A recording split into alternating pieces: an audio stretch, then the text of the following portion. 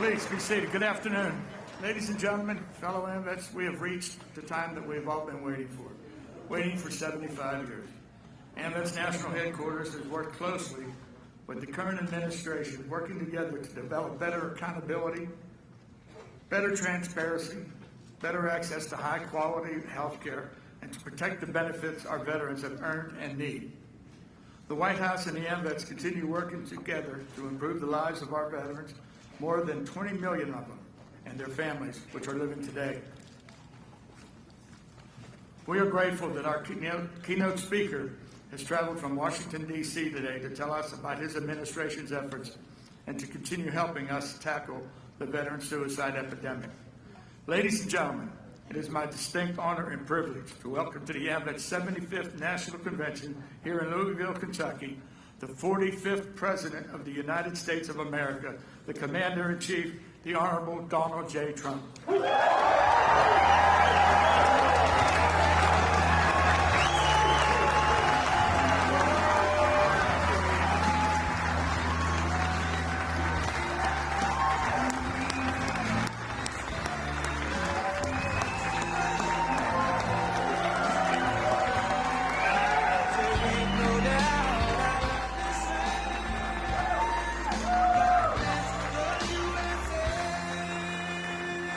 Thank you very much. It's a great honor. Great people. Thank you. Sit down, please. Thank you. And I want to thank Commander Riley. Truly thrilled to be here with thousands of America's proudest and toughest and most extraordinary patriots, the incredible veterans of AMVETS. We love our veterans. AMVETS. Thank you very much. We're special people. You fought courageously for our country, and now my administration is fighting courageously for you. That's for sure. And you know, we've accomplished a lot, we've done a lot, and one of the things we have done is you get that medical care quickly now when you go into those doctors, and you used to have to wait for weeks and weeks and weeks, and you don't wait anymore. You go out and see a private doctor, we pay the bill, and people are really happy about it, and the vets are very happy about it. Veterans' Choice is, you've been trying to get that for 44 years, they say. 44 years. I guess it's longer than that, probably earlier than that, but for 44 years at least that we know of. And you got it, so congratulations. Hopefully you don't have to use it too often because you're going to feel great, okay? To every veteran here today, all across our land, thank you for your noble and incredible service. It's an honor, really, of my life. I understand that I'm the first Commander-in-Chief, first President to address you and be here, and that's something that's very special. And it's also an honor to be the Commander-in-Chief of the greatest fighting force the world has ever known, the United States military. And it's stronger today. And it's a lot stronger today than it was 2.5 years ago, I can tell you that. A lot stronger today. A lot stronger. $700 billion we spent, and then $716 billion, that's with a B. And this year it's $738 billion. So we've rebuilt your military, and it's stronger than ever before. And that was really needed. It was depleted, it was tired, it was exhausted. And you know that better than I do. But we have totally rebuilt it. I want to thank your outstanding National Commander, Reed Riley, as well as your terrific Executive Director, Joe Shenley. Where is Joe? Joe, thank you. Where's Joe? Thank you, Joe. That's not a very good seat for you, Joe. Get that mention right up top, and look, see? You want to give other people the better seats. I like that type of person, right? Thank you, Joe.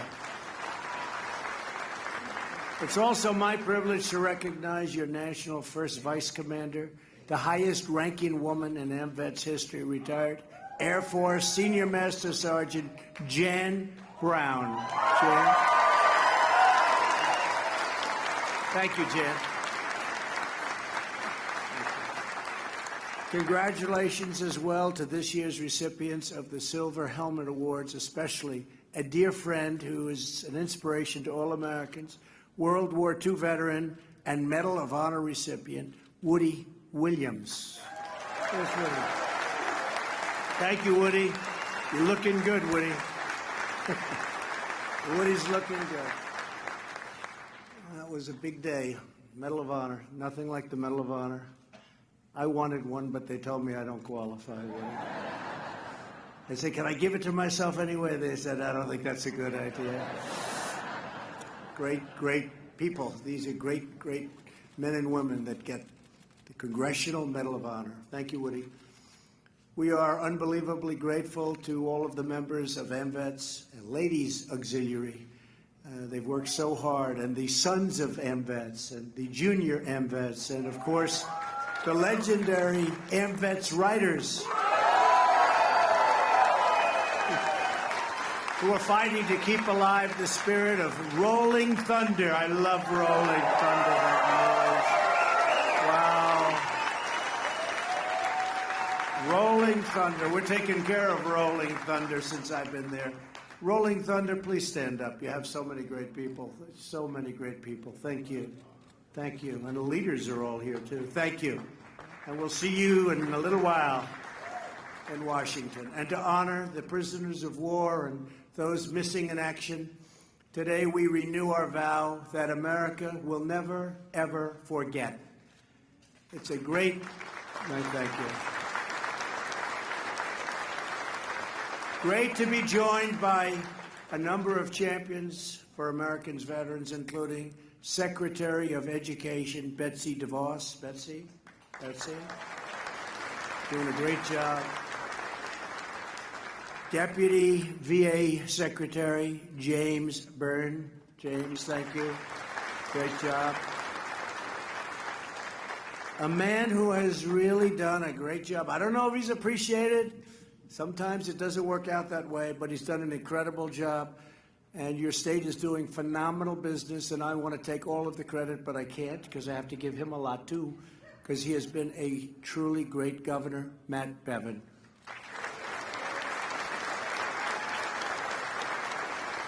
Thank you, Matt. And, you know, Kentucky has record numbers right now. It's the best year they've ever had in just about every category. So it's really an incredible thing. And a man who I just watched on television, he's so good.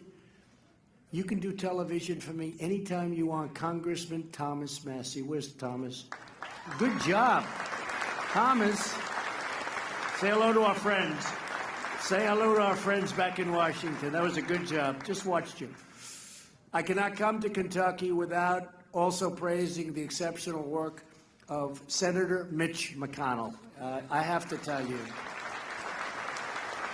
this guy is a true fighter for our veterans and for Kentucky. He's worked tirelessly to enact massive tax cuts, record defense spending, and crucial VA reform that I was just talking about. And I have to think yet, of all the things with respect to Mitch, Mitch is he's a good person, but his leadership in the Senate, we've confirmed, think of this, almost 150 federal judges to uphold our nation's beloved Constitution and the foundation of American freedom.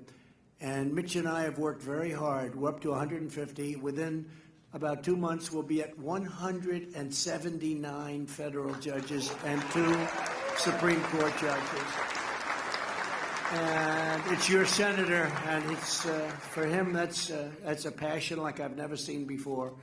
And there is nothing more important. You know, when I became president, they said the most important thing you can do is judges, and in particular, they said Supreme Court justices. Well, as you know, we've named 2 Supreme Court justices, right? Justice Kavanaugh, Justice Gorsuch, and I want to just congratulate Mitch McConnell. And you have him.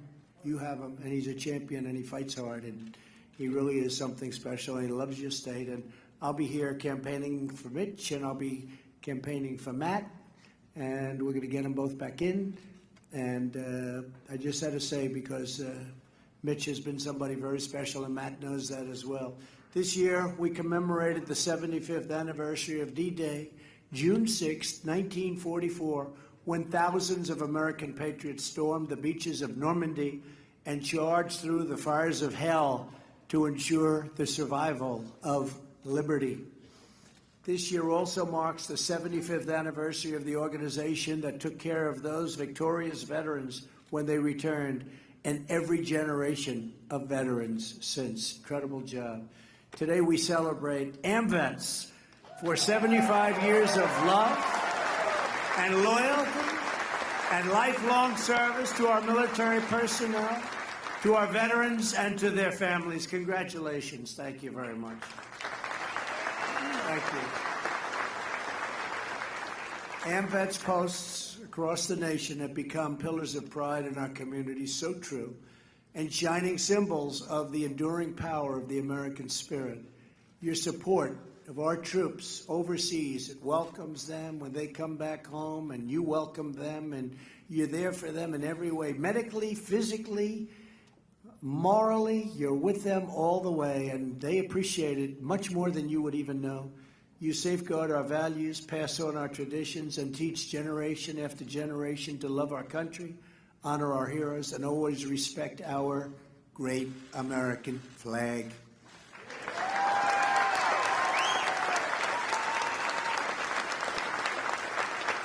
We gather today at a truly incredible time for our nation. We are reawakening American pride, American confidence, and American greatness. We are America first. It's about time, too. It's about time, wouldn't you say? We hear America first. You didn't used to hear that. You didn't used to hear that too much, right? You didn't used to hear it at all, come to think of it. You hear it a lot now. Hope you don't get sick of it. I don't think you will. Not this group. Not too many people in our country would feel that way. We're respected again as a nation. We're respected again.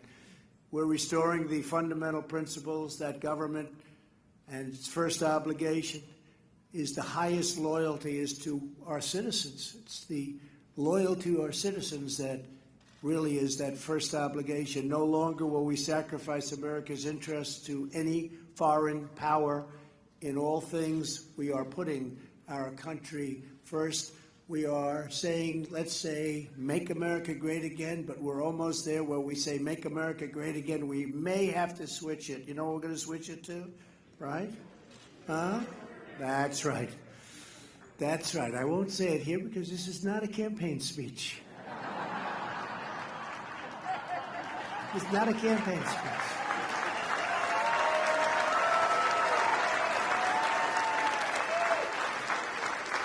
I will not say, keep America great, but we're going to keep America great. We're going to keep it great. That's a lot of press back there. Look at all of them. Wow. That's a lot of cameras going. Look at all those red lights on there. The red lights means you're on. When the lights are off, you can get a little sleepy back here and take it easy. Nowhere is this patriotic allegiance more essential than fulfilling our duty to the American warrior and to the American veteran. We are upholding our nation's solemn pledge to protect those who protect us, and they've protected us brilliantly. With America's core interests guiding us as we do, we are making unprecedented strides. Our incredible American warriors have pulverized the bloodthirsty killers of ISIS. We defeated 100% of the caliphate in Syria. We're holding thousands of ISIS fighters right now, prisoners, and we're going to give them from where they came, certain countries in Europe. We got to take them back because we don't want to hold them. Got to give them back. We're fighting for other people. We got to give them back. We got to take them. They'd rather have us hold them and let us have them for 50 years. We don't want them. We don't want them. They should take them. Do we agree? They should take them. They say to us, why don't you hold them in Guantanamo Bay for 50 years and you just hold them and spend billions and billions of dollars holding them? And I'm saying, no, you got to take them. We fought. We have them captured. They're all captured. Thousands. ISIS. but now Europe has to take them, and different countries where they came from have to take them. Do we agree with that? I was just curious as to what you thought. We withdrew from the horrible Iran nuclear deal, horrible deal. We brought home the remains of our fallen North Korean war heroes. We brought them home, so many of them, and many more are coming, so they can rest alongside their brothers and sisters in American soil. We believe in our sacred responsibility to ensure no one is left behind, right? We're rebuilding the awesome might of the United States military with these big budgets that I just described. And think of it. Thank you very much. I appreciate it. Thank you very much. And we're very proud of it. We're very proud of it. And those in the military are very proud too. Beautiful, new, the best equipment in the world. We make the best planes. We make the best missiles. We make the best ships. We make the best everything. And it also, in this case, secondarily, it also happens to be made in the USA, every inch of it, and it's called jobs, jobs, jobs. That's secondary, but it's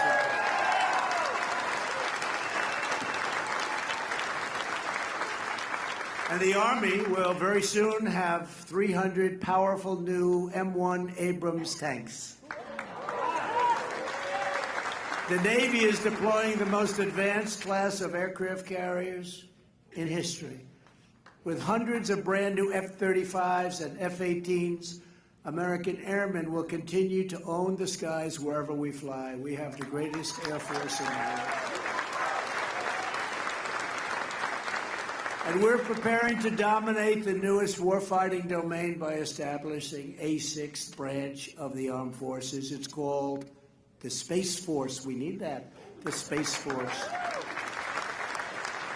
And that's moving along through approval, and it's become very, very popular. People see it now more than they did 2.5 years ago. They see it now, and they know how important it is for defense and offense and for everything. We've delivered the largest pay raise in years for every soldier, sailor, airman, Coast Guardsman, and Marine in the United States military, one of the largest increases.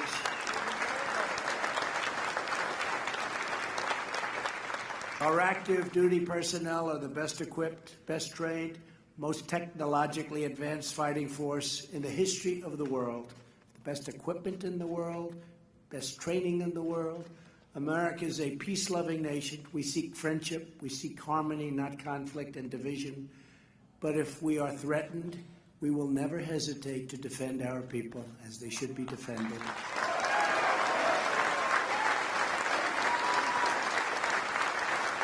And if our enemies should dare to fight us, they will be crushed with overwhelming American might. No adversary stands a chance against the awesome power of the red, white, and blue. There is no military even close to ours. You know, you read all sorts of things, well, maybe this country, maybe that. It's only propaganda put out by different areas and different countries. There is nothing close, and they all know it. And they tell me that. They tell me that. There's nobody close. And we have to keep it that way. And we don't want to have to use it. We don't want to have to use it. But we have to have it just in case, right? The members of our armed forces, and you understand that very well, the members of our armed forces have always lived by the word of Douglas MacArthur. In war, there is no substitute for victory. We have an armed forces that's unparalleled, and to achieve victory, there is no substitute for the unmatched character and courage of those who proudly wear the nation's uniform. And we even have different uniforms. Did you see some of the different designs of the uniforms? We're going back to a style and a look that nobody thought we'd go back to because of expense, and now we have brand new, the most beautiful uniforms you've ever seen. But much more importantly are the people that wear that uniform. What's inside that uniform? That's much more important. Much more. That's the best in the world. Every warrior who serves has poured out, and they have poured out their hearts and souls for America. We believe their government must show them the same devotion in return, and we've been doing that, at least in the last 2.5 years we have. Can you believe it's almost 3 years now?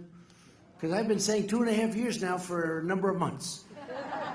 And we're getting close to 3. I'll have to be changing it to 3 very soon. After years of neglect, we're fixing the heartbreaking failures from the last administration at the Department of Veterans Affairs. America must never abandon our heroes in their hour of need. We'll never do that. For that reason, I proudly signed into law the groundbreaking VA Accountability Act. Good deal. And that was another one. They wouldn't do it. 40 years, 50 years, they wouldn't do it. You couldn't get it done. And I won't blame unions, and I won't blame civil service. I won't blame any of it. But man, was there power against it. It was tough, and I got it done. Now somebody mistreats you or mistreats people in the VA, and we know what happens, right? It's called, you're fired. Stand up, please. Stand up. There's the man that implements it. You're fired. Get out of here. Get out of here. You couldn't fire anyone for virtually any reason. They could do anything. So we have the Accountability Act, and we've removed more than 7,600 bad employees who failed to give our vets the care they so richly deserve. 7,600. Think of that. They were treating some of them, no, most of them are fantastic, but some of them were treating our people, our great heroes, so badly, sadistic, terrible people. They were terrible people, and they're gone. They're fired. They would never have been fired. 7,600. I didn't know you were that vicious to get rid of that many. And everyone deserves to be out, right? Good. That was a big deal. That was a hard one to get.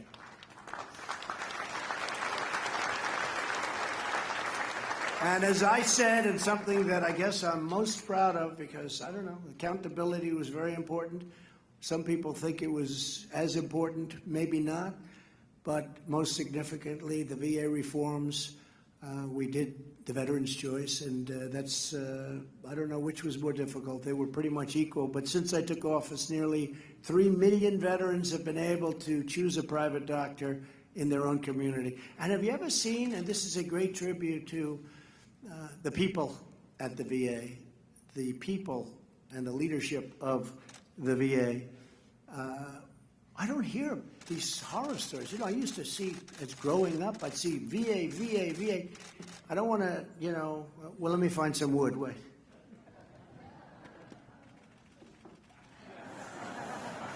I'm not hearing bad stories. I'm hearing all good stories. But the fake news will go out. They'll find somebody in the system. They'll find somebody. They'll find somebody in this giant medical system, the largest system in the world by far. They're going to find somebody that wasn't treated perfectly. And he'll be on the top of the news tonight. We have breaking news. We've also slashed wait times at the VA by more than 33%. That's a great thing. And the care is better, more importantly. The care is even better. A recent study published in the Journal of American Medical Association found that wait times are now shorter for primary care at the VA than at private sector doctors and hospitals. How about that? Good job. Say hello to our friend. Tell him he's doing a good job. He's done some job. What a job all of you have done. To improve the efficiency at the VA, I signed the Veterans Appeals Improvement and Modernization Act. You know what that is?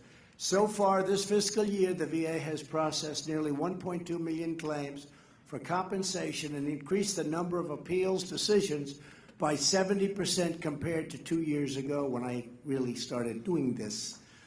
That's a big number. We are modernizing your medical records to begin a seamless transition from the Department of Defense into the VA, something that they just said they couldn't do. You know that, right? They said, we can't do it. It's just too complicated. We did it. The VA has also cut opioid prescriptions by 30% over the last 2.5 years. And we're committed to defeating the opioid epidemic in America. And I've instructed all of our people that give so many grants to lots of geniuses all over the country. I said, find a painkiller that's non-addictive. Get a painkiller that when you break your arm and you go to the hospital, you don't come out of the hospital addicted to opioids. Get a painkiller that's non-addictive. And we're closer than you think, right? We're closer than you think. Our veterans are seeing dramatic improvements in the quality of care across the board. Patients' trusts have increased. I mean, you look at the trust that the patients give, increased at 92% of VA medical centers, 92% increase at the medical centers, and we will not rest until we reach 100%, and we'll get there too. We'll get there.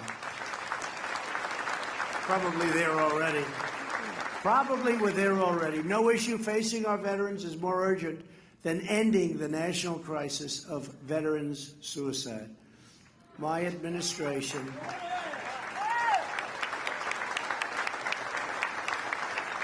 is determined to do everything in our power to save the lives of our heroes.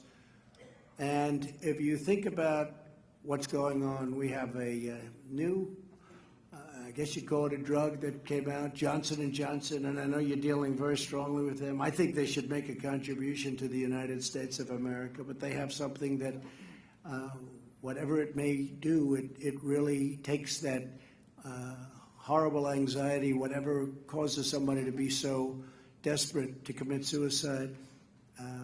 You take it, it's an inhaler, and you take it, and its results are incredible. I don't know long term, but it really has an incredible effect on a lot of people. And I've instructed the top officials to go out and get as much of it as you can from Johnson & Johnson. And I think they should they've done so well in this country and they've made so much money. I think they should give it to us for free. Give it a shot. Give it a shot. No, but it's incredible, actually. It does something pretty amazing. It's new, and it's had a tremendous, and it's been approved. I guess it's been fully approved, right? It's gone through the process, and it's gone through a long process. It's been fully approved, and we think that's going to have a great impact. We've secured a record $8.6 billion for mental health services, and we opened, it's a record, we opened the White House VA hotline to help ensure no claim ever again falls through the cracks. I mean, a lot of claims were having a lot of problems going on for years. We work it out. The VA is now providing same-day emergency mental health care and mental health screenings to every patient that walks through the door. It's incredible, the difference between now and 3 years ago. To end the tragedy of veteran suicide, it will require government and society at all levels working together. We have to work together with a lot of different groups, a lot of people, and a lot of progress is being made, but going to be made. Things are happening.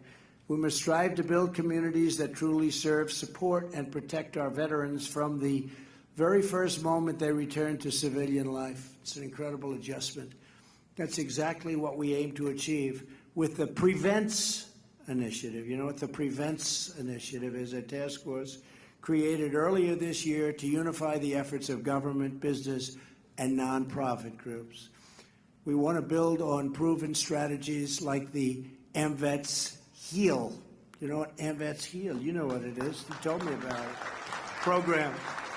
An amazing partnership with the VA that has served over 600 families in crisis in just the last year without a single life lost to suicide, not one.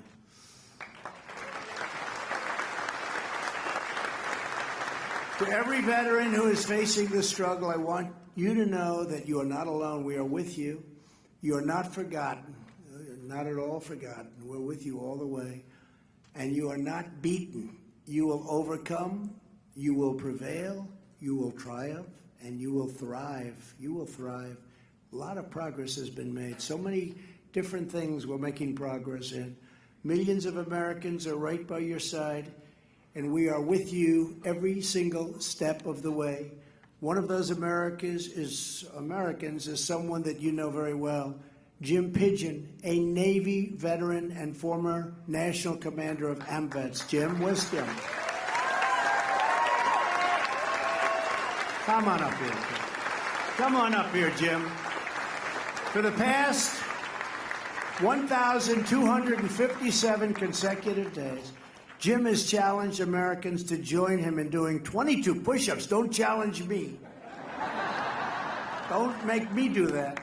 Representing the number of veterans whose lives, and think of that, 22 representing, that's the number of suicides a day. Can you believe? I heard that number and I said, it can't be possible. You would think a year, a month, a day.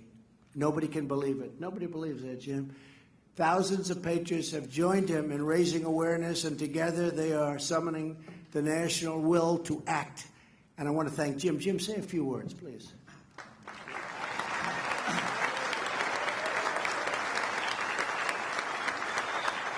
Thank you, Mr. President. It's what an honor to be here. I would not be able to do this without the support, the love, and the prayers of my beautiful wife, Paulette.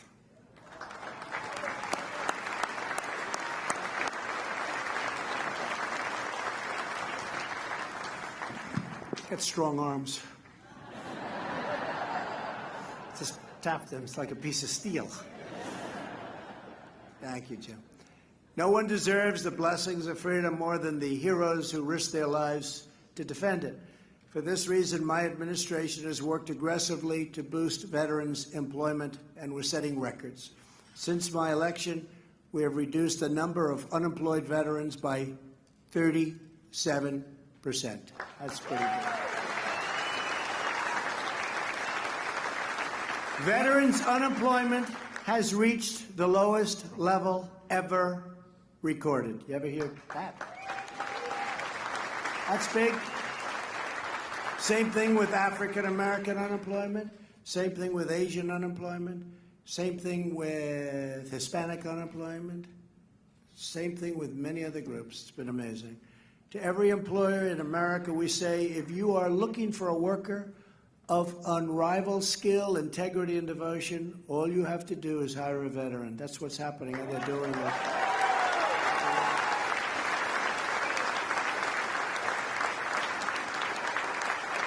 I have a friend who's been doing it lately, and he said, why didn't I do this 25 years ago? I said, that's your problem. He's very happy. Every service member has the right to return to civilian life with dignity and security, and that's what's happening. Driven by this core principle, we have helped 30,000 veterans find permanent housing over the last 2 years. 30,000. We have also expanded the GI Bill so that veterans can use their benefits to get an education at any point in their lifetime, a crucial reform to expand opportunity to veterans in every stage of their career. That's a big thing. And today I'm proud to announce that I am taking executive action to ensure that our wounded warriors are not saddled with mountains of student debt. In a few moments, I will sign a memorandum directing the Department of Education to eliminate every penny of federal student loan debt owed by American veterans who are completely and permanently disabled.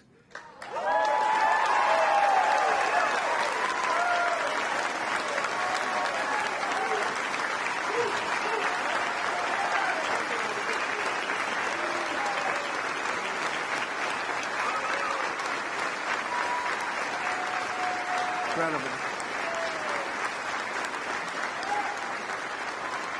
Nobody can complain about that, right? Nobody can complain about that.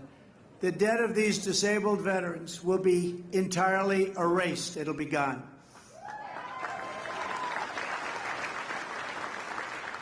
And to sleep well tonight. Altogether, this action will wipe out an average of $30,000 in debt owed by more than 25,000 eligible veterans who have made immense sacrifices, the ultimate sacrifice in many ways for our nation. They've made a sacrifice that's so great, and they're such incredible people, and they never complain. They never complain. That's hundreds of millions of dollars in student debt held by our severely wounded warriors. It's gone forever.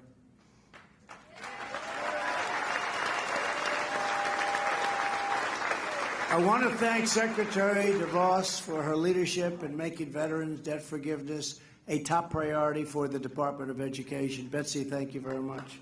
Stand up, Betsy. Stand up. And there will be no federal income tax on the forgiven debts. So that's really big stuff. It's all passed. It's all passed. All we have to do is sign it, which we're going to do right at that beautiful desk. Okay? All we have to do. Today, I'm also calling upon all 50 states to immediately waive all applicable state taxes as well. The state taxes hopefully will be going away very quickly. Most of the states have already agreed to do that. Joining us today is one of the many American heroes who will benefit from this action, Catherine Castle. Amazingly, Catherine served in 3 different branches of the armed forces, the Army, the Navy, and the Air Force. Wow, you're going to have to tell me which is the best, please. I want to know which is the best.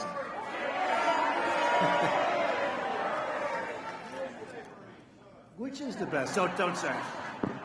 Don't say it. She may say it and I'll be in big trouble. Please say a few words. Thank you very much. Thank you. Thank you, everybody. This is an amazing relief on my family, as well as I know many thousands of veterans as well. Thank you.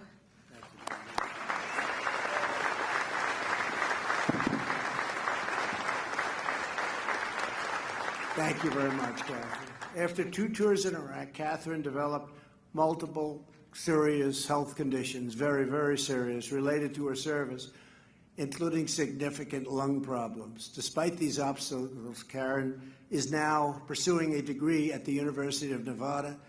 Catherine, we are really profoundly grateful for your service and for your immense sacrifice. You've been incredible, and thank you, and it's great to have gotten to know you. And everybody in this room is very proud of you. Thank you very much. Thank you, Catherine. Veterans like Catherine, who have made such enormous sacrifices for our country, should not be asked to pay any more. Rather, it is America who owes our heroes a supreme debt of gratitude. So that's the way we feel. Across oceans, jungles, mountains, and deserts, and battlefields and enemy camps across the globe, our veterans fought and bled to vanquish our enemies and preserve America's birthright of freedom. Our country, our liberty, our families, our homes, our safety, our very lives, everything that matters and everyone who we hold dear are sacred and just sacred to us and secured by the grace of God and the immortal courage of those who serve. The story of the American veteran, and I call them the American warrior because that's what they are, the great warriors, is the story of the American nation. You have written our history, shaped our identity, forged our destiny, marched us to glory, and always planted the righteous flag of American victory.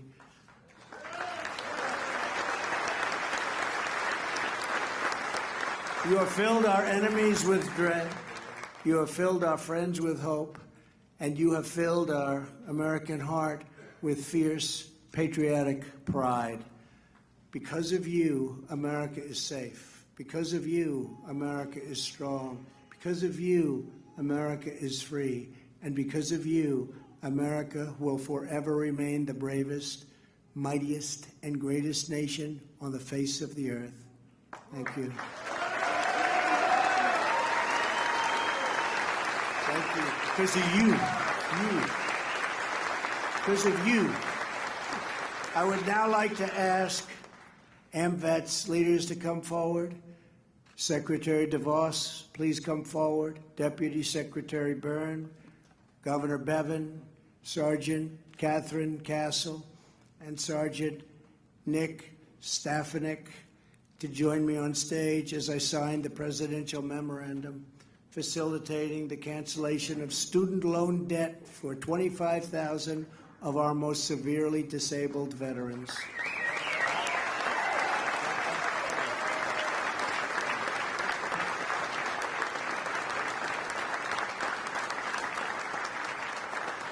And with today's order, we express the everlasting love and loyalty of a truly grateful nation.